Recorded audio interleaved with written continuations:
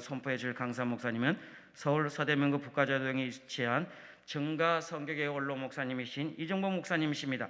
오늘 본문 중심으로 해서 말씀 줄 때 많은 은혜 받으시기 바랍니다. 할렐루야. 박수로 환영하며 영광 올려드립니다. 할렐루야. 할렐루야. 기도하겠습니다.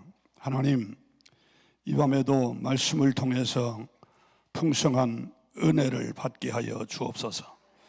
이미 하늘문은 열려진 줄 믿습니다. 우리 마음은 활짝 열게 하여 주옵소서. 회개로 열게 하여 주옵소서. 기도로 열게 하여 주옵소서. 겸손히 사모하는 마음으로 열려지게 하여 주시옵소서. 함께 은혜 받고 우리가 믿는 하나님을 증거하는 성도들이 되게 하여 주시옵소서. 전하는 자나 받는 자가 모두 하나님 앞에 바로 서게 하여 주시옵소서. 예수님의 이름으로 축복하며 기도하옵나이다.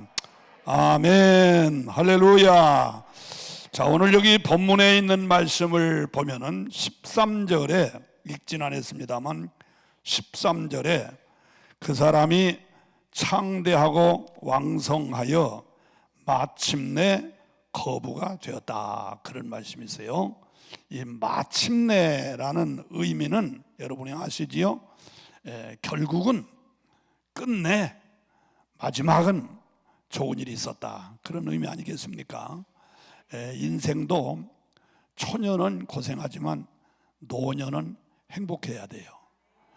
또 우리 모든 사람들이 사업을 하든 뭘 하든 시작은 좀 힘들고 고달프지만 그러나 결과적으로는 마침내는 잘 되는 이런 역사가 있어야 될 줄로 믿습니다. 오늘 이삭은 마침내 복을 받았다 하는 얘기예요. 이삭이 지금 어디서 살고 있냐면 그랄 지방에서 살고 있습니다. 그런데 이 그랄 지방이 흉년에 계속 흉년이 드는 거예요. 그래서 이삭이 가족과 함께 의논한 결과 애굽으로 이민을 가자, 애굽으로 가자, 이렇게 해서 결론을 내렸어요. 애굽으로 이민을 가려고 준비를 다 하고 있는데 하나님이 나타나셔서 이삭아, 가지 마라. 이곳에 있으면 내가 너와 함께 있어서 복을 줄 테니까 가지 말아라.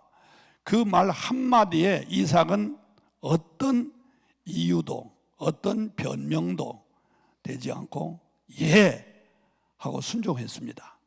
그랬더니 이삭이 그 그랄 지방, 흉년이 계속되고 있는 그 그랄 지방에서 어떤 축복을 받느냐 하면, 자 12절에 가서 보면은요, 12절에 가서 보면 이삭이 그 땅에서, 그 땅이 어디예요? 그랄 지방입니다. 흉년이 계속되는 그 땅에서 농사를 하여 그 해에 몇 배를 얻었다? 100배를 얻었다고 그랬어요. 여러분, 이게 풍년에 100배를 얻었다면 별거 아니에요. 그런데 흉년 중인데도 농사하여 100배를 얻었다. 참 놀라운 축복이지요. 그 다음에 또 14절에 가보면 양과 소가 떼를 이루고 종이 심이 많으므로 블레셋 사람이 그를 시기했다고 그랬어요. 양과 소, 그냥 목축이 너무너무 잘 되는 거예요. 그래서 막 새끼를 몇십만 원씩 낳고 몇십 마리씩 낳고 너무너무 잘 돼서 막 떼를 이루는 이런 축복이 있었다, 이런 얘기예요. 또 13절에 가서 보면 그 사람이 창대하고 왕성하여 마침내 거부가 되었다 그랬어요. 여러분, 이런 축복을 받으시기를 주님의 이름으로 축원합니다. 아멘. 여러분, 이게 언제 받는다고 그랬어요? 흉년 중에 받았다는 거예요. 아까도 말씀드린 대로 풍년 중에 이랬다면 그냥 흔히 있을 수 있는 일이고 또 보통 그런 경우는 다 있습니다. 그런데 흉년 중에 이런 일이 있었다. 흉년 중에 농사를 하니까 100배를 얻었고, 또 흉년 중에 목축을 했더니 막 떼를 이루었고, 또 흉년 중에 창성하고 왕성하여 마침내 거부가 되니까 블레셋 사람들이 시기하고 질투할 정도로 복을 받았다는 거예요. 이런 축복이 이 8월 한가위 이 성산에 올라오신 여러분들에게 함께 하시기를 주의 이름으로 축원합니다. 할렐루야. 여러분 기억하십니까? 앞으로 이 땅에 흉년이 기근이 있을까요, 없을까요? 있습니다. 왜 있느냐? 성경의 예언이기 때문에 있어요. 왜 있다고요? 성경의 예언이에요. 하나님의 말씀은 예언대로 이루어지게 되어 있습니다. 그래서 누가복음 21장 11절에 보면요, 이 마지막 때에는 기근이 심하고 또 전염병이 극성을 부린다고 그랬어요. 근데 지금 기근이 심하거든요. 또 요한계시록 6장 8절에 보면 마지막 때에는 검은 전쟁을 말하는 거예요. 그 다음 흉년이 있다는 거예요. 그 다음 사망은 전염병을 말하는 거예요. 그리고 짐승으로 인하여 사람들이 많이 죽임을 당하더라, 이렇게 예언을 했어요. 역사의 모든 일은 저절로 이루어지는 게 없습니다. 하나님께서 선지자들을 통하여 또는 제자들을 통하여 사도들을 통하여 예언하신 말씀 그대로 이루어지고 있었습니다. 그러므로 앞으로도 그 예언은 그대로 이루어질 것이다. 믿으시면 아멘 하세요. 또 예언이기 전에 과학적으로도 이 땅에 흉년이 올 수밖에 없습니다. 기근이 올 수밖에 없어요. 왜 그런지 아십니까? 지금 지구촌에 심각한 문제가 몇 가지가 있는데, 인구가 기하급수적으로 늘어나고 있어요. 지금 지구촌 인구가 학자들의 말에 의하면 74억 내지는 75억만 명이 살고 있다고 합니다. 그런데 우리가 살고 있는 지구촌에 나오는 식량은 41억에서 42억밖에 먹을 양식이 안 나옵니다. 그래서 지금도 절대 부족해요.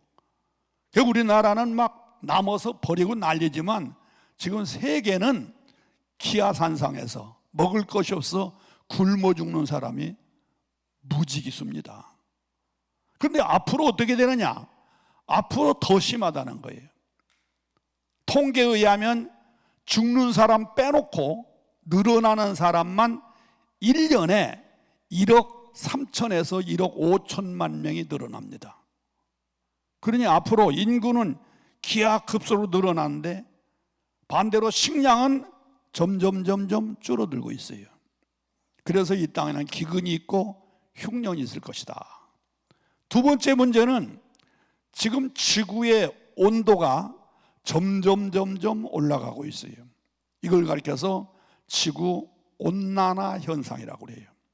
지구가 점점 더워져 가고 있어요. 지구의 온도가 1도만 올라가게 되면요, 1도만 올라가게 되면 100몇십 가지의 식물과 동물이 죽어간답니다. 그런데 지금 지구의 온도가 자꾸 올라가거든요. 그럼 앞으로는 어떻게 되느냐? 더 올라갑니다. 지구의 온도가 올라가는 결정적인 이유가 뭘까요? 그건 바로 이상기온 현상이에요. 이상기온 현상. 그 주범이 뭐죠? 바로 공장이나 자동차에서 뿜어내는 가스가 지구의 온도를 자꾸 올리고 있어요. 또 도로 포장을 아스팔트로 하면서 지구의 온도가 점점 올라가고 있어요. 이건 누구도 막을 수가 없어요. 그러므로 앞으로 가면 갈수록 지구의 온도는 점점 올라갑니다. 여러분 뉴스에 보면은 저 알래스카 근방에 있는 수없는 얼음덩어들이 녹아져 가고 있어요. 왜? 지구 온도가 올라가기 때문에. 이런 현상이 계속되면 앞으로 이 땅에 풍랑 또 폭우, 어마어마한 심각한 자연해가 온다는 거예요. 누구도 막을 수가 없어요. 또 두 번째 이유는 뭐냐? 우리가 살고 있는 지구가 있어요. 지구. 이 지구 밖에는 지구를 보호하기 위해서 만드는 보호막이 있어요. 이걸 그렇게 일명 오존층이라고 그럽니다. 오존층은 태양에서 나오는 직사광선을 막아줘요. 그래서 지구 온도를 잘 조정해 주는 거지요. 그런데 오존층이 깨지고 파괴가 됨으로 말미암아 태양에서 나오는 직사광선이 그대로 들어오면서 지구의 수많은 생체들이, 생물체들이 지금 죽어가고 있어요. 그러므로 이 땅에는 반드시 흉년이 온다는 거예요. 누구도 막을 수가 없는 흉년이 온다는 거예요. 그러면 이런 현상이 있으므로 우리 사람이 해야 될 일이 뭐냐면은 나무를 자꾸 심어야 돼요. 자꾸. 그런데 어떻게 되지요? 자꾸 도시화가 되면서 나무를 잘라버리고 동네를 만들어버려요. 그게 점점 심각해져요. 누구도 막을 수 없는 이런 과학적인 이유 때문에 이 땅에는 흉년이 올 것이다. 막을 길이 없어요. 자, 우리 세대는 그럭저럭 살겠지요. 그러나 우리 다음 세대가 어떻게 살는지 참 걱정이 많습니다. 그러나 여러분, 우리는 하나님을 믿습니다. 하나님을 믿습니다. 하나님은 어떤 분이십니까? 하나님은 창조자세요. 하나님은 이스라엘 민족을 어떻게 인도하셨지요? 광야 40여 년 동안 이스라엘 민족들 농사짓지 않았습니다. 목축을 하지 않았습니다. 그런데도 하나님이 필요에 따라서 만나도 주시고 메추라기도 보내주시고 반석을 쳐서 생수도 주시고 이스라엘 민족을 잘 살려주신 하나님, 그 하나님은 지금도 그 하나님이신 줄로 믿습니다. 하나님이 역사하시면 이 땅에 흉년 아니라 그 어떤 것이 온다 할지라도 이스라엘 민족을 광야에서 만나로 먹여주신 하나님께서 우리 예수 잘 믿고 하나님 잘 믿는 나와 여러분들을 먹이시고 입히실 줄로 믿어지면 아멘 합시다. 더 크게 아멘 합시다. 여러분, 하나님이 역사하시면 지금도 만나가 떨어질 수 있을까요? 아멘이십니까? 아멘이에요. 제가 여러 해가 됐습니다만 장항선을 타면 홍성이 나와요. 아시죠? 홍성에 홍성성결교회라고 아주 기도 많이 하는 그런 교회가 있어요. 장항선 천안에서부터 쫙 군산까지 성령의 바람을 일으킨 교회가 바로 홍성성결교회입니다. 그 목사님 이름이 송헌빈 목사님이신데 참 기도 많이 하세요. 제가 그 교회 부흥회를 3번이나 갔었습니다만, 근데 그 교회에서 어떤 일이 있었느냐면 기도하다가 만나가 떨어졌다는 일화가 있습니다. 그 뭐 어디 믿어지지 않지요. 근데 그 교회에서는 기도하다가 만나가 떨어졌다. 그래서 제가 그 교회 부흥회 가서 그 송 목사님한테 물었어요. 목사님, 이 교회가 기도하다가 만나가 떨어졌다는데 그 사실입니까? 물었더니 그거 믿어집니까? 그래요. 하나님이 역사하시면 믿어지지요. 옛날에 그 하나님은 지금도 그 하나님이시니까 하나님이 역사하시면 만나 그보다 더 이상한 것도 나는 있을 수 있다고 믿습니다. 그랬더니 그러냐고. 목사님 같으면 믿을 수 있겠다고. 그러더니 양반이 자기 방에 가가지고 이만한 유리도령을 하나 가지고 나오시더라고요. 그래서 이게 바로 그거다. 이게 사연을 들어봤더니 이제 그 교회에서 계속 뭐 40일 기도, 100일 기도, 뭐 열흘 기도, 기도를 많이 하는데 어느 날 그 출애굽기를 공부하면서 하나님이 역사하시면 지금도 만나 주실 수 있다고 말이에요. 그런 말씀을 하시면서 믿느냐고. 안 믿는다고. 이제 성경 공부를 마치고 난 다음에 성도들과 함께 간절히 기도했답니다. 아주 순진한 마음으로 하나님, 지금도 하나님 역사하시면 만나를 주실 수 있는 줄 믿습니다 하면서 기도를 하는데 갑자기 천장에서 뭐가 우두둑 막 우박 떨어지듯이 막 떨어지더라는 거야. 그 보니까는 진짜 이상한 것이 떨어진 거예요. 그래서 하나님이 말씀하시기를 이게 바로 만나다. 믿어집니까? 믿든지 말든지. 근데 여러분, 실제 사건입니다. 이게 실제. 그래서 그 만나를 보면서 목사님 저도 한번 먹어봅시다. 그랬더니 이건 안 된다고. 왜냐하면 그동안은 목사님들, 장로님들이 오셔서 이렇게 보여주면 그냥 잡수는 바람에 이거 조금 남았는데 이건 아주 귀한 가보요. 또 내가 꼭 보호를 해야 되겠다. 그래서 먹어보지는 못했어요. 근데 보니까 성경에는 만나가 가시만하다 했는데 그 가시가 이스라엘에서 말하는 가시인지 우리나라에서 말하는 가시인지 그건 아직도 모릅니다. 어쨌든 가시만하다니까 녹두알보다는 적겠지요. 근데 제가 본 것도 그 정도예요. 그런데 색깔이 성경에는 하얗다고 그러는데 이것은 하얀 색깔에다가 약간 푸르스름한 색깔이 들어있더라고요. 그래서 먹어보지는 못했습니다만 제가 분명히 보았습니다. 그 기도가 다 떨어졌답니다. 저는 이 마지막 때 하나님께서 그런 기적도 보여주시면서 하나님 잘 믿으면 이 땅에 흉년이 와도 아니 그보다 더 어려운 일이 있어도 하나님이 먹이시고 입히시고 기르신다는 증표인 줄로 믿습니다. 할렐루야. 자, 그러면 이렇게 흉년 중에 모든 사람이 농사를 해도 안 되고 가축을 해도 안 되는데 근데 왜 이삭은 농사하면은 100배나 얻었고 가축을 하면은 막 때를 이루었고 땅을 파면 생수가 나오고 마침내 왕성하고 창대하여 거부가 되는 이런 역사가 있었을까? 어떻게 그런 일이 있을 수가 있을까? 그것은 한마디로 말하면 하나님이 함께 하셨기 때문입니다. 뭐라고요? 뭐라고? 하나님이 함께 하셨기 때문이다. 시작. 아멘.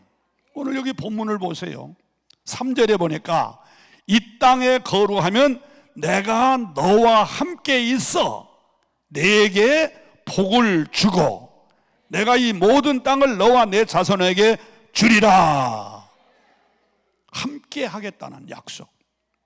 그리고 읽진 않았습니다만 넘어가서 보면요 24절에 보니까 그 밤에 여호와께서 그에게 나타나 이르시되 나는 내 아버지 아브라함의 하나님이니 두려워하지 말라. 내 종 아브라함을 위하여 내가 너와 함께 있어. 내가 너와 함께 있어. 네게 복을 주어 네 자손이 번성하게 하리라 하신지라 그랬어요. 그러므로 흉년 중에도 이삭이 그 놀라운 축복을 받은 비결이 뭐라고요? 뭐라고? 하나님이 함께 하셨기 때문이다. 여러분, 하나님이 함께 하시면 만사가 형통할 줄로 믿으시면 아멘. 하나님이 함께 하시는 거 복 중에 최고의 복이라고 믿으시면 아멘. 하나님이 함께 하시는 게 최고의 복이에요. 하나님이 누구십니까? 아까도 말했습니다만 창세기 1장 1절에 보면 창조의 하나님의 창조, 무에서 유를 만드시는, 없는 데서 있게 하시는 창조자라 이거예요.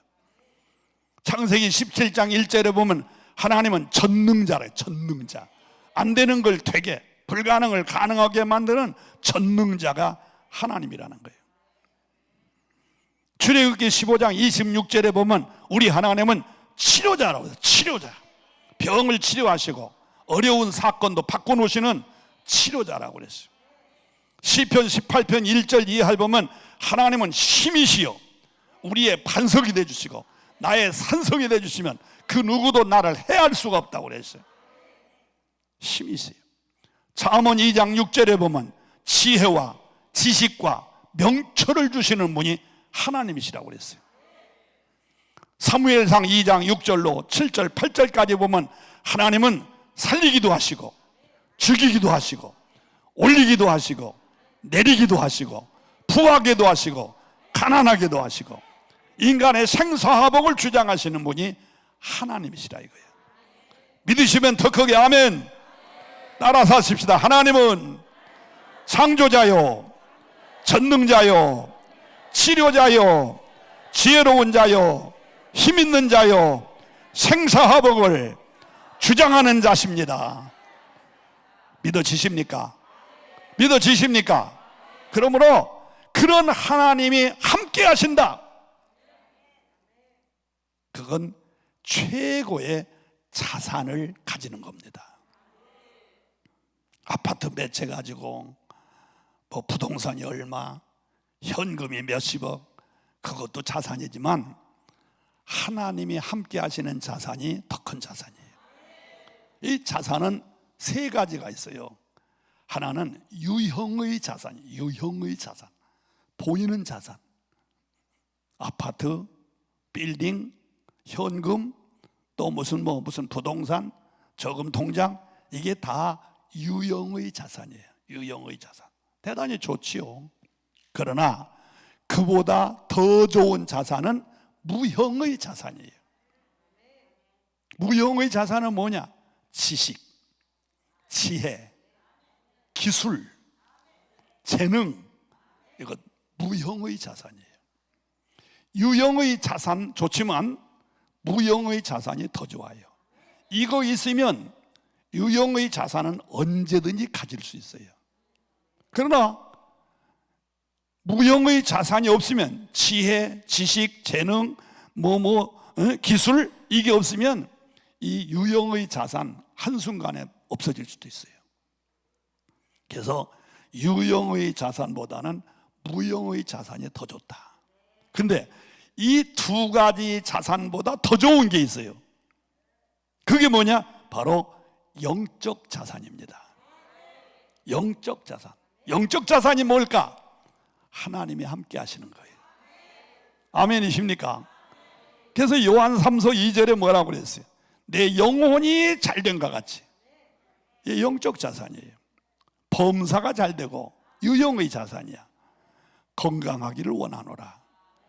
여러분, 우리에게는 유형의 자산 좋고 무형의 자산도 절대 필요하지만 그보다 더 절대 필요한 것은 영적 자산.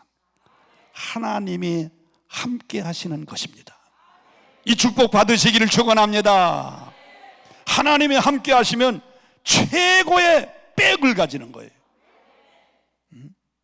뭐 대통령, 장관, 국회의원, 뭐 판사, 검사, 그 백보다 더 좋은 백이 하나님이 함께 하시는 거예요.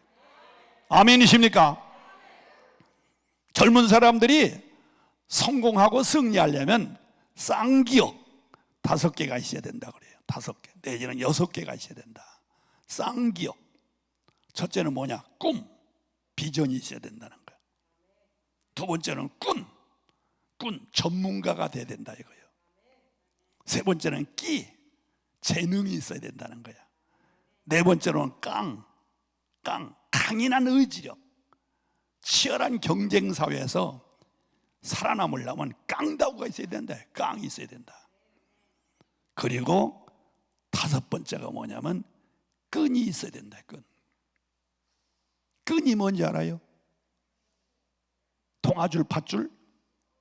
아니에요. 끈, 인맥이 있어야 된다. 더 쉽게 말하면 백이 있어야 돼. 백. 그래야 성공하고 승리가 빠르다는 거예요. 틀릴 만 아니에요. 그래서 젊은 사람들이 좋아하는 쌍기역 5개 가운데서 제일 선호하는 쌍기역이 뭔지 알아요? 끈이요. 끈. 참 나는 누가 아는 사람이 있으면 좋겠다. 누가 나를 끌어주는 사람이 있으면 좋겠다. 누가 나를 좀 붙들어주는 사람이 있으면 좋겠다. 끈이 있어야 된다는 거예요. 틀린 말 아니지요. 젊은 사람들만 그런 게 아니라 나와 여러분도 마찬가지예요. 끈이 있어야 돼. 끈. 인맥이 있어야 돼. 그런데 우리는 그런 인맥, 그런 백, 그것보다도 더 위대한 백이 있어요. 그 위대한 끈이 있어요. 그분이 누굴까요? 그분이 누구요? 하나님이 되시기를 주의 이름으로 축원합니다. 할렐루야. 하나님이 함께하는 건 최고예요, 최고. 이 마지막 때 흉년이 극성을 부릴 것이고 기근이 심할 것이고 전쟁의 소용돌이 속에 불안한 가운데 살아가는 나와 여러분, 이때 우리가 꼭 필요한 것은 하나님이 함께 하시는 축복.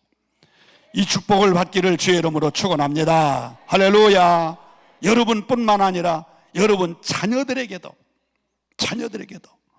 아파트를 물려주고 무슨 부동산을 상속시키고 증여하는 거 필요합니다. 그러나 그보다 더 중요한 것은 하나님이 함께하는 신앙의 유산, 하나님이 나와 그 자녀선들에게 함께하는 믿음의 유산을 증여하시기를 축원합니다. 그걸 상속하시기 바라요. 부동산 물려주고 아파트를 물려준 거 당분간은 좋아합니다. 그러나 그런다고 해서 그 아이들이 우리 엄마 아빠가 나한테 이런 거 주었어 효도합니까? 천만의 말씀입니다. 효도 안 해요. 있을 때 받을 때만 좋아하지 나중에는 아무 소용없어요. 그러나 그 아이들에게 믿음의 유산, 하나님이 함께 하시는 신앙의 유산, 하나님 제1중심으로 사는 여호와 경외하는 그 신앙의 정신을 그들에게 심어준다면 그 아이들은 두고두고 부모님의 은혜를 잊지 않을 것이고 부모님에게 효도하는 자녀손이 될 줄로 믿습니다. 할렐루야. 자, 그러면 여러분, 이삭에게 그 흉년 중에도 하나님이 함께 하셔서 그 놀라운 축복을 받게 된 이유가 또 뭘까? 그 이유가 뭘까요? 그 이유는 본문에서 세 가지 내지 네 가지를 찾을 수 있어요. 첫째 이유는 뭐냐? 첫째 이유는 아버지 덕이었어요. 아버지 덕, 부모의 덕이었습니다. 자, 여기 보세요. 3절과 4절에 보면 하나님께서 이삭에게 약속하시는 축복입니다. 축복. 자, 4절만 읽겠어요. 네 자손을 하늘의 별과 같이 번성하게 하며 이 모든 땅을 내 자손에게 주리니 내 자손으로 말미암아 천하 만민이 복을 받으리라. 이건 이삭에게 주신 말씀입니다. 자, 그 다음에 5절이 아주 중요해요. 3절 4절은 이삭에게 준 축복이라고 그랬죠. 그런데 5절에 뭐라고 썼느냐? 이는 아브라함이 내 말을 순종하고 내 명령과 내 계명과 내 율례와 내 법도를 지켰음이라 하시니라 그랬어요. 그러니까 이삭에게 놀라운 축복을 주시는 이유가 있는데 그 이유가 첫 번째 뭐냐? 이는이란 말이 무슨 뜻이에요? 그 이유는 그래. 이유는 바로 아브라함이 누구예요? 이삭의 아버지 아닙니까? 너희 아버지 아브라함이 내 말을 순종하고 내 명령과 내 계명과 내 율례와 내 법도를 지켰기 때문이다. 아멘이십니까? 그러니까 이삭이 놀라운 축복을 받는 결정적인 이유는 뭐냐면 너 아버지가 내 말을 순종하고 지켰다. 다시 말하면 신앙생활을 잘했기 때문에 내가 아브라함에게도 놀라운 복을 주었지만 그 복을 너에게도 주겠다는 거예요. 믿으시면 아멘. 자, 그 다음 보세요. 더 기막힌 말씀이 있어요. 24절을 보세요. 24절. 그 밤에 여호와께서 그에게 나타나 이르시되 나는 내 아버지 아브라함의 하나님이니 두려워하지 말라. 다 같이 읽으세요. 시작. 내 종 아브라함을 위하여 내가 너와 함께 있어 내게 복을 주어 내 자손이 번성하게 하리라 하시니라. 여러분 보세요. 이삭아, 내가 너에게 복을 준다. 그래서 너뿐만 아니라 내 자손이 번성하는 놀라운 복을 받을 것이다. 그런데 그것이 뭐냐? 그것이 너를 위해서가 아니라고 그랬어요. 누구를 위해서? 누구를 위해서? 내 종 아브라함을 위해서. 다시 말하면 너의 아버지 아브라함을 위해서 내가 너에게 복을 주겠다는 거예요. 정확하지 않습니까?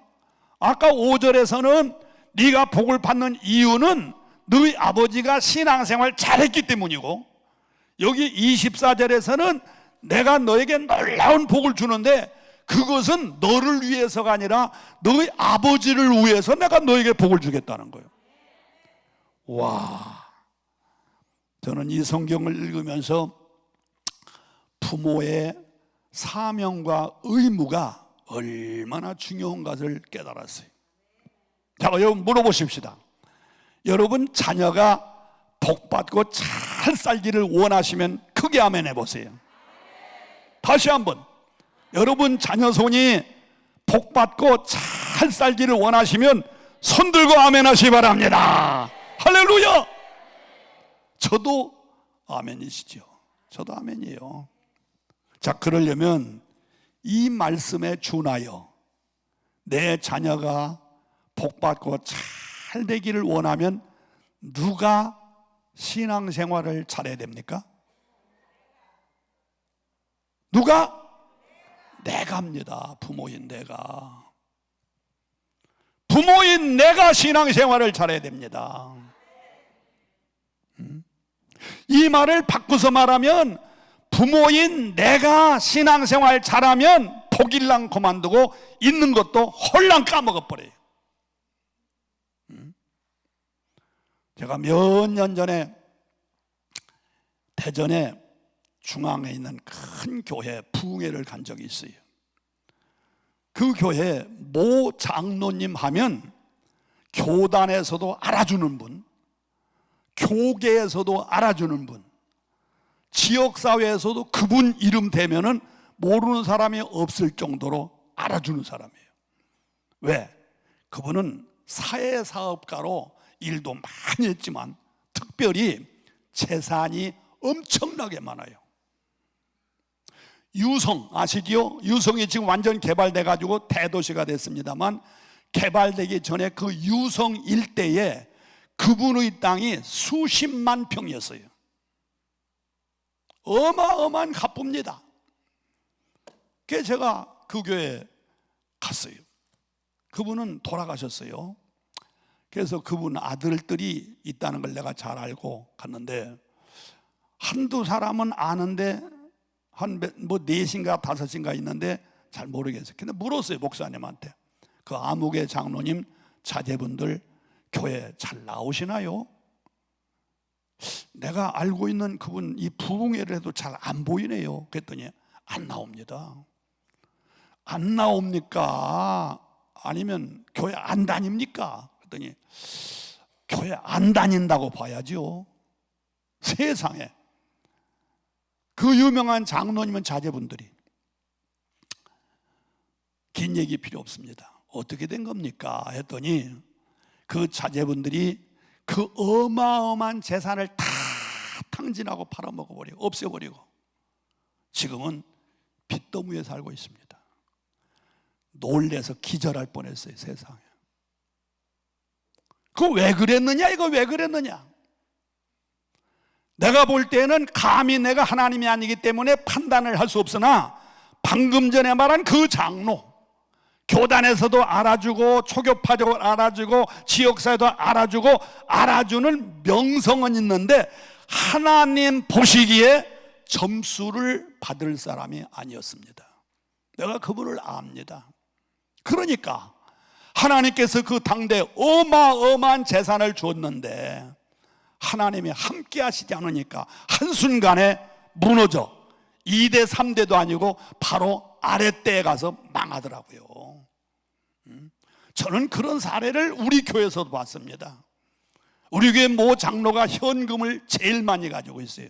그분이 이렇게 말했어요. 목사님, 저는요 죽어도 20억은 현찰로 가지고 있습니다. 그게 무슨 소리냐 그랬더니 자기가 가지고 있는 재산을 가지고 이자만 받아먹어도 평생 먹고 본전 20억은 남는다는 거예요. 이게 어제 얘기가 아닙니다. 적어도 한 30년 전 얘기예요. 그 실질적으로 그래요. 그분이 그렇게 돈이 많아요. 그런데 당신이 바쁘다고 사업한답시고 뭐 어쩌고 저쩌면서 교회 안 나오기 시작하더라고요. 그래도 장로이기 때문에 교회는 나오는데 그 자녀들 형제인데 신앙생활 안 해요. 당대에 가서 다 망해버렸어요. 지금은 저 파주 어딘가에서 지금 전세도 아니고 사글세로 살고 있는 걸로 알고 있어요. 여러분, 하나님이 재물도 보호해 주셔야 됩니다. 성경에 뭐라고 그랬어요? 잠언 8장 18절에 보면요, 하나님은 우리에게 부귀 재물을 주시고 장구한 재물도 그러하다고 그랬어요. 하나님이 부귀 재물도 주셔야 되지만 그 재물을 오랫동안 지켜주셔야지, 지켜주시지 않으면 한순간에 무너집니다. 그래서 잠언 10장 22절에 보면 하나님이 주시는 복은 부하게 하시고, 하나님이 주시는 복은 부하게 하시고 근심은 겸하여 주지 않는다고 그랬어요. 이게 복입니다.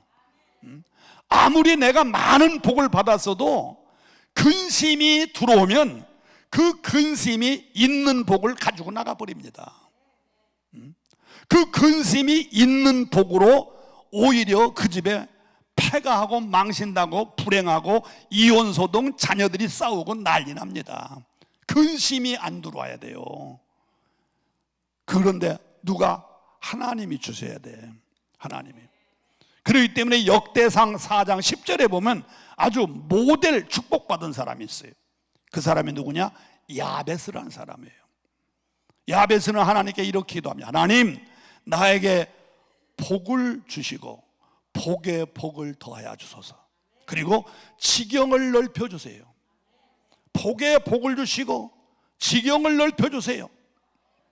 그 다음 말이 중요해요. 그리고 환난과 근심은 제하여 주소서. 이렇게 기도했어요. 그랬더니 하나님께서 그대로 주셔서 복에 복을, 지경이 넓어지는 복을 받으시고 환난과 근심은 없으니까 그대로 복을 받은 야베스가 됐다는 거예요. 여러분도 그런 복 받으시기를 주의 이름으로 축원합니다. 저도 우리 둘째 아들이 사업을 해요. 내가 늘 기도하는 것이 야베스의 복을 주시옵소서. 야베스의 복을 주옵소서. 복에 복을 더하여 주시고 지경이 넓어지고 환난과 근심은 제거하셔서 하나님이 복되게 인도하려고 기도했더니 하나님이 그대로 주시는 걸 저는 경험하고 있습니다. 사랑하는 성도 여러분, 하나님이 함께 하셔야 돼요. 아멘이십니까? 하나님이 함께 하시면 모든 만사의 축복인데, 그런 축복을 받으려면 첫째는 부모가 신앙생활 잘하면, 아브라함이 신앙생활 잘했더니 아까 말씀대로 아브라함이 복을 받았고, 그리고 그의 자녀손이 복을 받는, 순전히 이삭은 아브라함 때문에 복을 받는 이런 역사가 나타났다 이거예요. 이런 은혜가 여러분들에게 함께 하시기를 주의 이름으로 축원합니다. 할렐루야. 자, 두 번째로 이삭이 그 흉년 중에도 하나님이 함께 하셔서 복받은 이유가 뭐냐? 자, 첫째는 아버지 때문이라고 그랬어요. 두 번째로는 자기의 덕도 있습니다. 본인도 잘했어요. 어떤 면을 잘했느냐? 내 뜻을 포기하고 하나님의 말씀에 순종했다는 거예요. 내가 서두에 말했지요.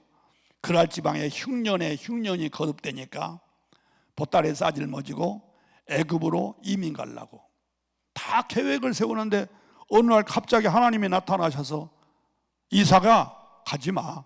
내가 함께 있어서 너에게 복 주게. 그 말 한마디에, 하나님의 그 말씀 한마디에 이유를 붙이지 않았어요. 따지지 않았어요. 어떤 방법으로 어떻게 복을 줄 겁니까? 지금 이 흉년이 계속되고 있는데 무슨 방법으로 나를 도와주시겠습니까? 묻지도 않았어요. 예, 알았습니다. 하나님 말씀을 믿고 그대로 순종했더니 하나님이 그와 함께 하셔서 복을 주신 줄로 믿으시기를 축원합니다. 할렐루야. 하나님 말씀에 순종하시기를 바랍니다. 빌립보서 4장 9절에 있는 말씀을 보면 하나님의 말씀을 듣고 배우고 본 바를 행하라고 그랬어요. 다시 말하면 순종하라. 그리하면 평강의 하나님이 너와 함께 하시리라 약속하고 있어요. 순종하면 하나님 함께 하세요. 신명기 28장 1절로 14절의 말씀을 쫙 읽어보면 삼가 하나님의 말씀을 듣고 순종하면 하나님의 복을 주시는데 세계 모든 민족 위에 뛰어나게 할 것이다.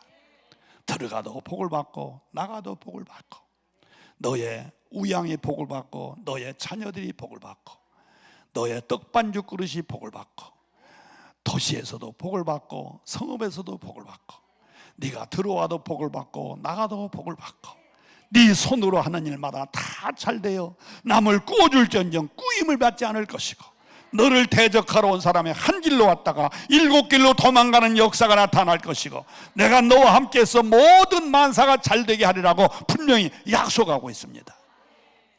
믿으시면 아멘. 하나님 말씀에 순종하고 사세요. 내 뜻을 포기하고 하나님 말씀에 순종하고 사세요. 오늘 우리 신앙생활하는 우리 신자들에게 제일 장애물이 뭐냐? 남편 아니면 자녀? 아니에요. 신앙생활은 제일 장애물이 납니다. 내 뜻입니다. 내 뜻. 내 뜻대로 신앙생활하고 내 뜻대로 교회생활하고 내 뜻대로 사명 감당하고 하나님은 원하지 않습니다. 하나님은 네 뜻을 포기하고 내 뜻대로 살라는 거예요. 예수님도 말씀하셨어요. 너희들이 나를 따라오기를 원하느냐? 자기를 부인하고 내 뜻을 포기하라는 거예요. 내 십자가를 지고 나를 따르라고 주님 말씀하십니다. 사랑하는 성도 여러분, 여러분들에게도 신앙생활의 제일 큰 장애물이 바로 내 뜻이라는 거예요. 내 뜻. 교회에서 무슨 성씨를 가진 사람의 제일 문제인물이냐? 김씨, 박씨, 죄씨가 아니에요. 내씨, 내가가 문제예요. 내가 문제. 주님의 이름으로 이런 공동체에는 내가가 없어야 돼요. 내 뜻을 포기해야 돼요. 그리고 오직 하나님의 뜻, 오직 주님의 뜻, 주님이 원하시면 어디든지 가오리다. 그런 믿음으로 살 때 하나님 반드시 복을 주실 줄로 믿습니다. 이런 신앙이 누구한테 배웠느냐? 사실은 아버지한테 배운 거예요. 이삭이 내 뜻을 포기하고 하나님의 뜻대로 순종한 거 아버지한테 배운 거 아닙니까? 아버지가 그랬지 않습니까? 어느 날 갑자기 하나님께서 아브라함아 너의 본토 친척 아비 집을 떠나 내가 지시할 곳으로 가라. 어디로 가라는지도 모르고 그냥 가라는. 그때 아브라함은 예 하고 순종하고 갔어요. 그때 하나님이 아브라함을 축복하시듯이 바로 이삭도 아버지를 배워서 아버지를 본받아서 그런 신앙의 뿌리가 있었던 것입니다. 사랑하는 성도 여러분, 부디 내 뜻 포기하고 주님의 뜻에 순종하는 저와 여러분이 되시기를 주의 이름으로 축원합니다. 할렐루야. 그 다음 세 번째로 이삭이 흉년 중에도 하나님이 함께 하시고 그에게 놀라운 축복을 주신 이유는 온유한 마음으로 양보하는 마음이 있었기 때문이에요. 온유한 마음으로 양보하는 마음이 있었다. 여기 본문에 보면요, 이삭이 그랄 지방에서 우물을 팝니다. 우물을 파요. 그랬더니 땅에서 생수가 터져 나옵니다. 여러분이 우물이라는 건 생수, 샘이라는 건 이게 큰 자산입니다. 우리나라야 뭐 비가 많이 오고 강우량이 많기 때문에 어디를 파든지 생수가 나와요. 그런데 이삭이 살고 있는 그랄 지방은요, 1년 내내 강우량이 5mm에서 10mm밖에 안 와요. 상상이 가시지요? 5mm에서 10mm, 그러니까 1cm 정도, 아니 5cm에서 10cm, 1년 내내 오는 게 그 정도밖에 안 해요. 우리나라는 평균 700mm에서 800mm가 비 옵니다. 많이 올 때는 막 1000mm 이상 오고. 그런데 여기는 50에서 10cm, 100mm, 그러니까 5cm에서 10cm밖에 비가 안 와요. 1년 내내 이슬까지 합쳐가지고. 그러니까 이 생수라는 게, 샘이라는 게 얼마나 귀한 것인지 몰라요. 그게 있어야 농사 짓고 그게 있어야 가축을 기를 거 아닙니까? 그런데 놀라운 것은 이삭은요, 땅을 파면 생수가 터져 나오는 거예요. 참 놀라운 사실이에요. 20절에 보니까 땅을 팠더니, 우물을 팠더니 생수가 나왔습니다. 그랬더니 이 블레셋 놈들이 와가지고 그 우물을 뺏어버립니다. 그래서 거기를 에색이라고 그랬어요. 또 21절에 가보면은 이삭이 또 다른 곳에 가서 우물을 팝니다. 그랬더니 또 생수가 또 터져 나왔어요. 그때 블레셋 사람들이 또 뺏어가는 거예요. 그것을 신나라고 그런다고 했어요. 그래서 22절에 보니까 이삭이 거기서 옮겨 다른 우물을 팠더니 그들이 다투지 아니하였으므로 그 이름을 르호봇이라 하였더라 그래서. 르호봇이라. 그럼 르호봇이란 말은 무슨 뜻이냐? 거기 읽어보세요. 뭐라고 썼는가? 르호봇이라 하여 이르되 이제는 여호와께서 우리를 위하여 넓게 하셨으니 이 땅에서 우리가 번성하려다 하였더라. 르호봇이란 말은 넓고 번성했다는 뜻입니다. 그러니까 이삭이 아까 말했지요, 우물, 이 샘물이 얼마나 귀한 보화인데도 불구하고서 블레셋 사람들이 뺏으면 싸우지 않고 양보하고 떠나버려요. 또 다른 데 가서 우물을 파니까 또 생수가 나오니까 또 양보하고 또 다른 데 가버렸어요. 그러기를 몇 번 했더니 이제는 하나님이 도와주셔서 르호봇이란 넓어지고 번성하는 땅을 하나님이 주셨더라 이거예요.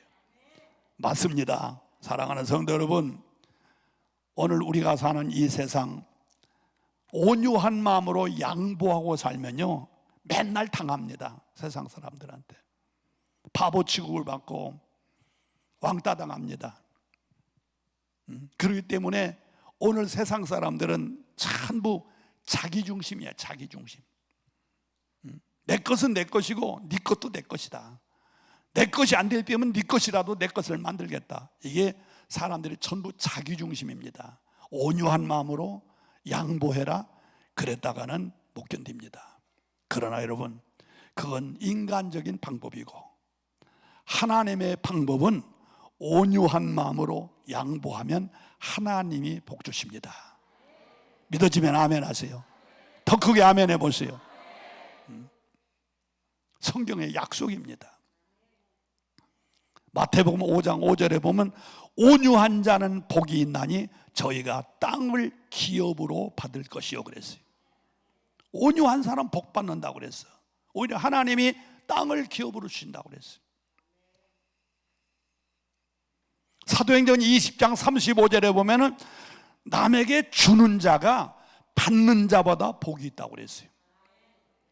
누가복음 6장 38절에 있는 말씀을 보면 주라, 줘라, 그러면 내가 너에게 흔들어 넘치도록 주겠다고 말씀했어요. 성도 여러분, 우리도 좀 양보하고 베풀고 남에게 줄 수 있는 그런 마음으로 사시기를 주의 이름으로 축원합니다. 목사님들이 재밌는 이야기를 하지요. 천국에 가보니까 큰 방이 2개가 있더라. 근데 이쪽 방에도 상다리가 부러지도록 막 진수성찬을 해놓고 이쪽 방에도 똑같이 진수성찬을 해놨어요. 그런데 이쪽 방에 앉은 사람들은 그렇게 귀한 음식을 진수성찬 해놨는데도 먹지를 못해가지고 빼빼 말라 아주 피골이 상접하도록 빼빼 말라 있더라는 거야. 근데 이쪽을 보니까는 사람들이 그냥 잘 먹어가지고서 얼굴이 포동포동하고 기름기가 있고 아주 윤기가 있고 아주 좋아 보이더라는 거야.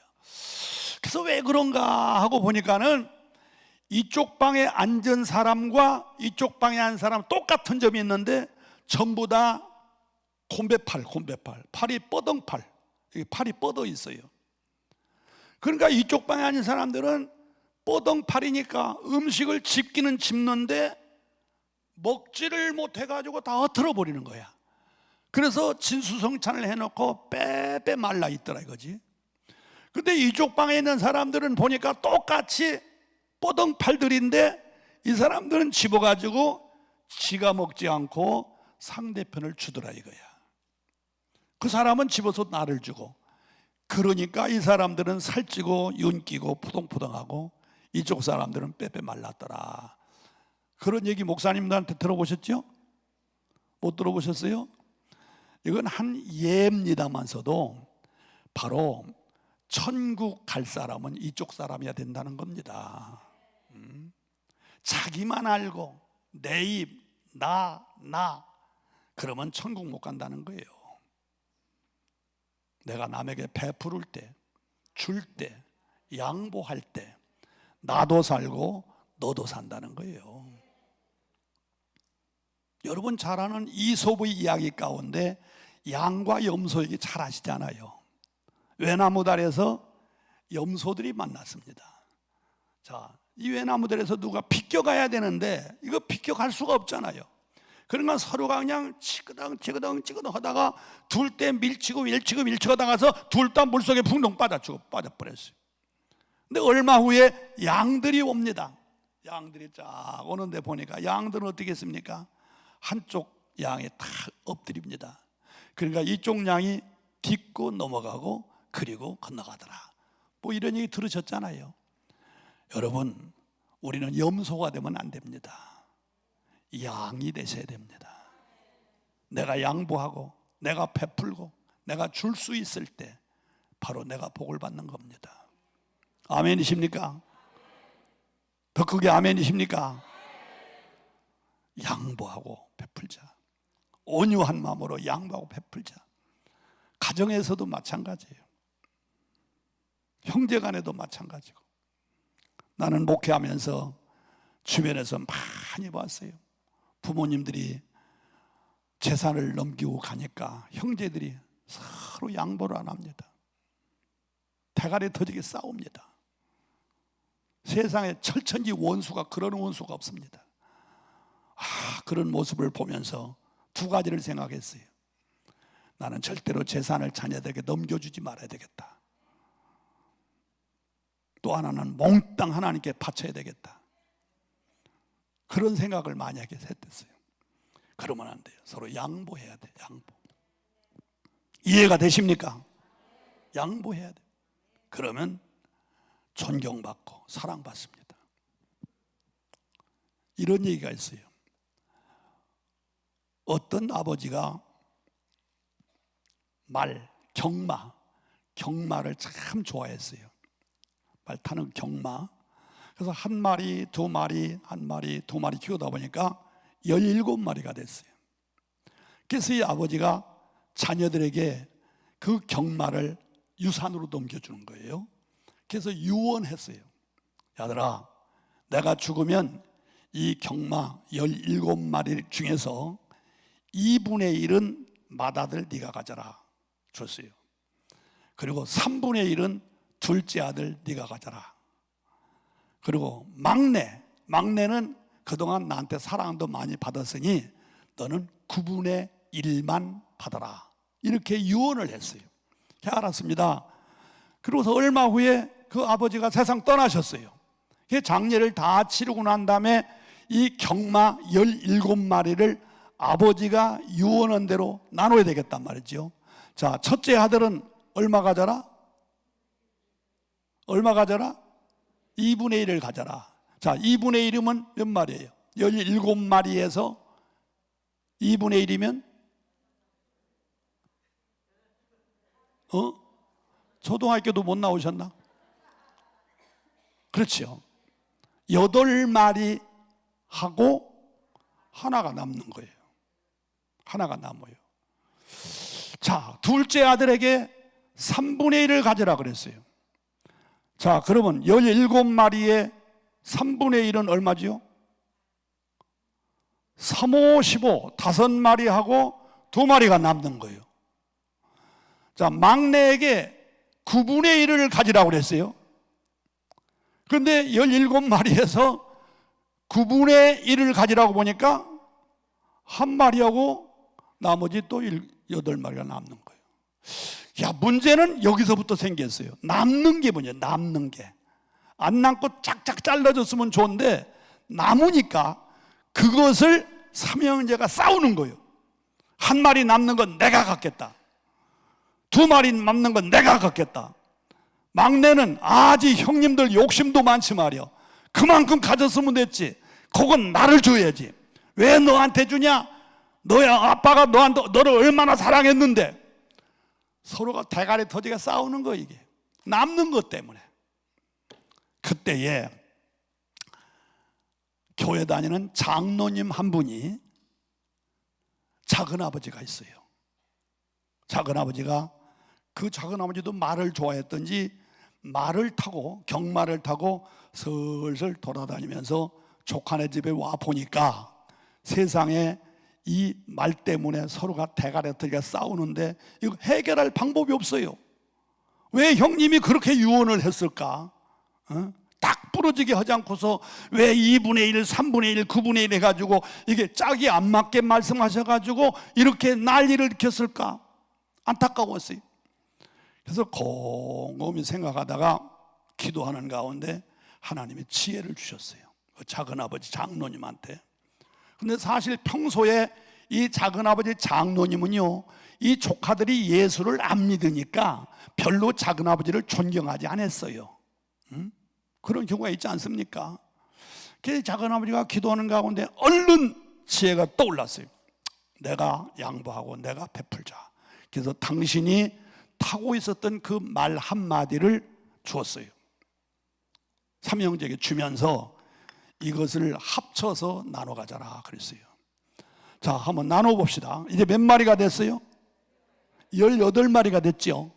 18마리를 가지고 2분의 1을 남으니까 몇 마리요? 9마리 딱 떨어지죠. 자, 그 다음 18마리 가지고서 3분의 1을 나누니까 어떻게 됐어요? 6마리가 딱 떨어져요. 3, 6, 18. 초등학교도 못 나오셨나? 6마리로 딱 떨어졌어요. 자, 18마리 가지고 9분의 1로 나누니까 어떻게 됐어요? 2마리가 됐어요. 딱 떨어졌어요. 18마리를 가지고 2분의 1, 3분의 1, 9분의 1 하니까 딱딱딱 떨어졌어요. 자, 그래서 드디어 형제 간에 싸움을 말겼습니다. 그때에 이 삼형제가 작은아버지한테 고맙다고, 참 작은아버님이 이렇게 양보를 해주시고 우리에게 주시지 않았더라면 우리는 평생 싸우다 끝날 뻔했는데 작은아버지가 그렇게 양보하셔서 너무너무 감사합니다. 고맙습니다.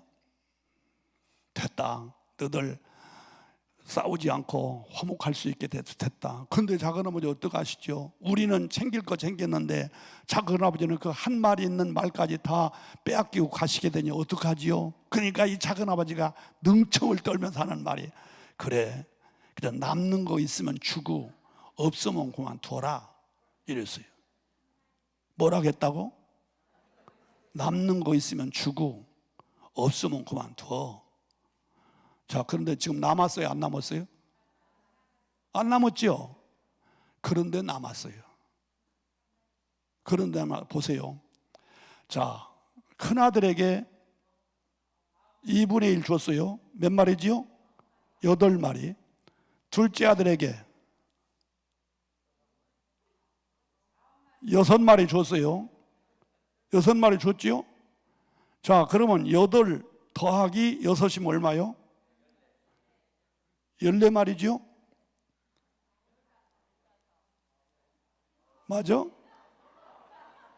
아니, 큰아들에게 9마리 줬어, 참. 큰아들한테 9마리 줬어요. 둘째 아들 3분의 1은 6마리 줬어요. 그럼 몇 마리요? 15마리죠? 막내에게 몇 마리 줬어요? 2마리 줬어요. 몇 마리요? 몇 마리? 17마리야. 남았어, 안 남았어? 남았어요. 작은 아버지는 그 말을 타고 돌아가셨어요.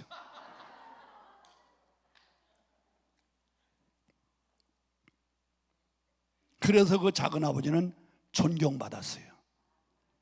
베푼 거 같은데도 사실 별로 바쁜 거 없는데도 그 조카들한테 예수 믿는다고, 교회에 미쳤다고 그랬던 작은 아버지가 존경받았어요. 그리고 그 조카들이 작은 아버지 다니는 교회 우리도 다니겠다고 간접 전도도 됐다는 거예요.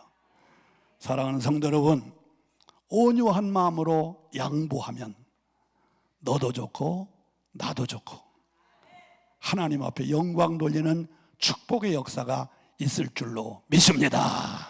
할렐루야! 양보하고 삽시다.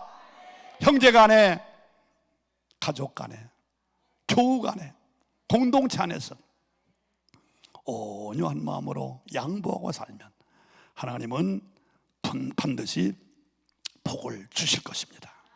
자, 마지막으로 자, 이삭이 흉년 중에도 놀라운 축복을 받게 된 결정적인 이유가 있어요. 결정적인 이유. 25절을 다 같이 읽으세요. 25절 다 같이 시작. 이삭이 그곳에 제단을 쌓고 여호와의 이름을 부르며 거기 장막을 쳤더니 이삭의 종들이 거기서도 우물을 팠더라. 잘 들으세요, 여러분. 이 말씀이 오늘 말씀의 포인트입니다. 이 말씀은요, 이삭의 삶의 순서를 가르쳐 준 말씀이에요. 삶의 우선순위가 뭔가를 가르쳐 준 말씀이 바로 이 말씀이에요. 자, 보세요. 이삭이 그곳에서 제일 먼저 한 게 뭡니까? 제단 쌓는 일을 했어요. 제단 쌓는 일. 자, 그 다음에 두 번째로 한 일이 뭡니까? 거기서 장막을 쳤어요. 장막. 자, 제단은 우리로 말하면 예배죠. 예배. 장막은 뭐예요? 장막이 뭐예요?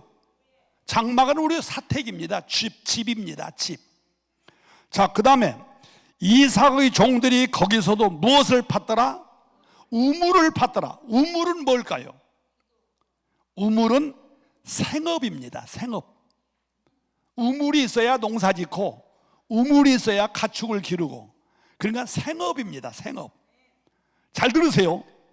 이 말씀 여러분 잘 기억하셔야 돼요.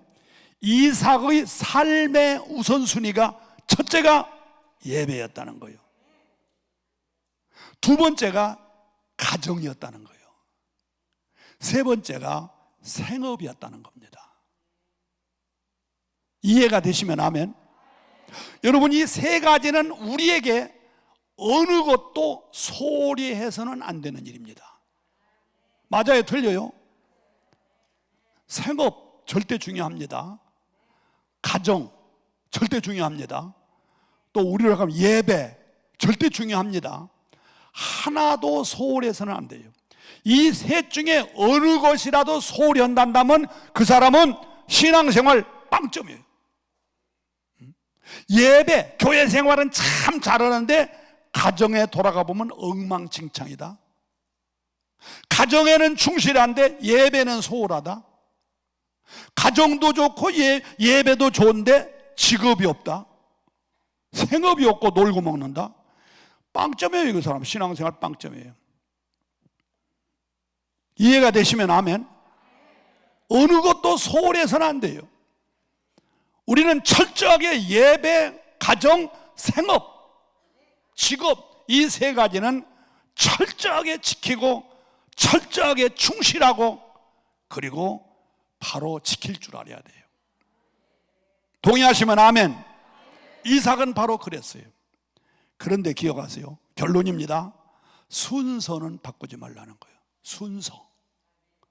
생업이 중요하고 가정이 중요하지만 예배보다는 더 중요할 수 없다는 거예요. 이해가 되세요?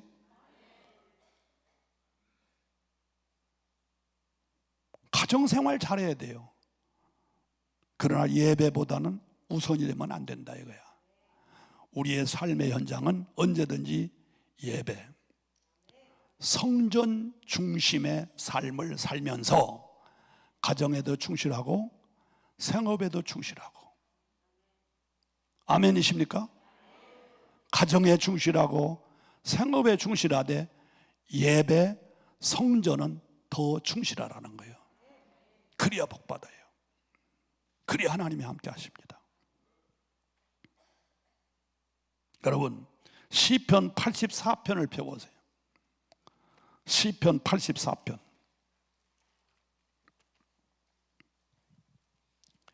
4절로부터 7절까지 보면 주의 집에 사는 사람, 성전 중심으로 사는 사람, 제단 중심으로 사는 사람에게 5가지 복이 약속이 되어 있습니다.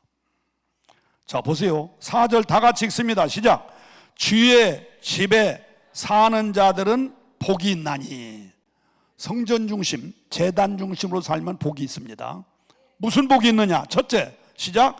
그들이 항상 주를 찬송하리다 셀라. 찬송의 복이 있어요. 주의 집, 성전 중심, 제단 중심으로 살면 찬송의 복이 있어요. 이 말은 다른 말로 말하면 평강의 복이 있다는 거예요. 찬송, 기쁨의 복이 있다는 거예요. 평안의 복이 있다는 거예요. 아멘이십니까? 자, 두 번째로 5절 보세요.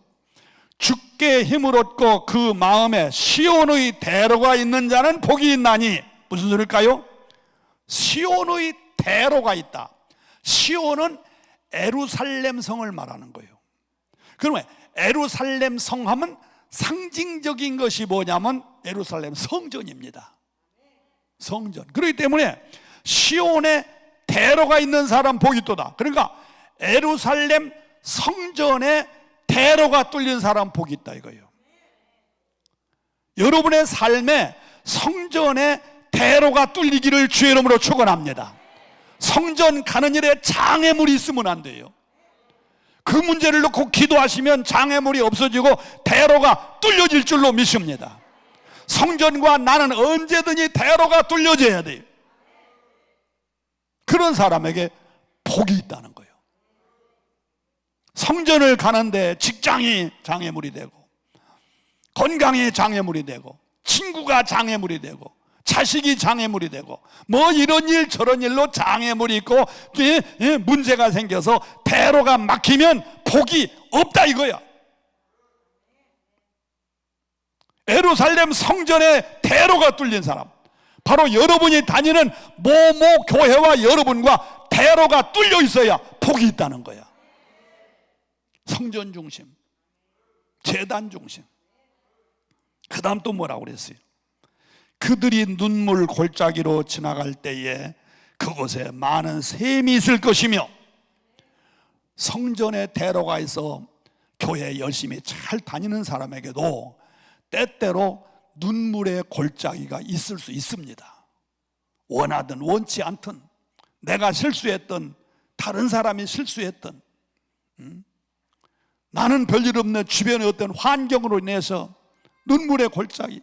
이번에 마치 그냥 저 부산과 포항 근방에서 대홍수가 일어나가지고 생각지 않았던 큰 어려움을 겪듯이 내가 잘못한 건 없는데 때로는 눈물의 골짜기가 있을 수 있습니다. 그런데 눈물의 골짜기가 눈물의 골짜기로 끝나면 그건 불행한 겁니다. 근데 여기 뭐라고 썼어요? 눈물의 골짜기를 지나갈 때에 그 눈물의 골짜기가 생수가 터져나오는 샘으로 바꿔진다 이거예요. 이게 전화의 복이라고 그래. 성전 중심, 제단 중심으로 살면 눈물의 골짜기가 있을지라도 그것이 생수가 터져나오는 샘이 되는 역사가 주어진다는 거예요. 아멘 하세요. 그 다음 또 뭐라고 했어요? 이른 비가 복을 채워주리라. 이른 비가 복을 채워. 이른 비가 뭐예요? 이른 비는 두 가지 의미가 있어요. 이른 비, 요엘서 2장 23절에 보면 이른 비는 성령을 말하는 거예요. 또 이른 비는 뭐냐? 에스겔서 34장 26절에 보면 축복을 말하는 거예요. 비는 두 가지 의미가 있어요. 그러니까 성전 중심, 예배 중심, 제단 중심으로 살면 하나님께서 성령의 은혜를 계속 주시고 축복의 단비도 계속 주시겠다는 거예요. 할렐루야. 그 다음 보세요. 그들은 힘을 얻고 더 얻어나가. 예배 중심, 성전 중심 살면 힘을 얻고 더 얻어나갈 수가 있어요. 한 주일 동안 지치고 피곤했던 우리들, 사람에게 시달리고 돈에 시달리고 직장에 시달리고 여러 가지로 힘들고 어려웠던 우리들이지만, 그러나 성전 중심, 제단 중심으로 살면 하나님께서 그때그때 새 힘을 공급해 주신다는 거예요. 그 다음 뭐라고 그랬어요? 그들은 항상 힘을 얻고 더 얻어나가 시온에서 하나님 앞에 각기 나타나리라. 시온은 예루살렘 성을 말하지만 미래 예언적으로는 시온성은 천성을 의미하는 겁니다. 천성. 그러니까 성전 중심, 제단 중심, 예배 중심으로 살면 천성에서 하나님 앞에 나타나는 영광이 주어진다는 거예요. 이해가 되시면 아멘, 믿어지면 아멘. 우리는 성전 중심이어야 돼요. 이삭과 같이 삶의 우선순위가 첫째는 제단, 둘째는 가정에 충실하시고 세 번째로는 직업에 충실하세요.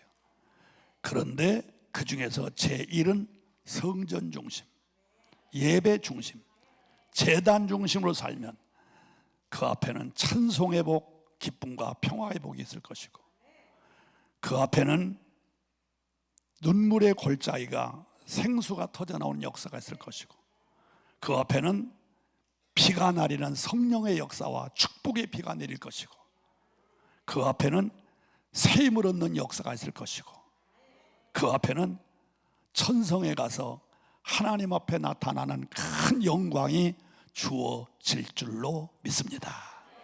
아멘.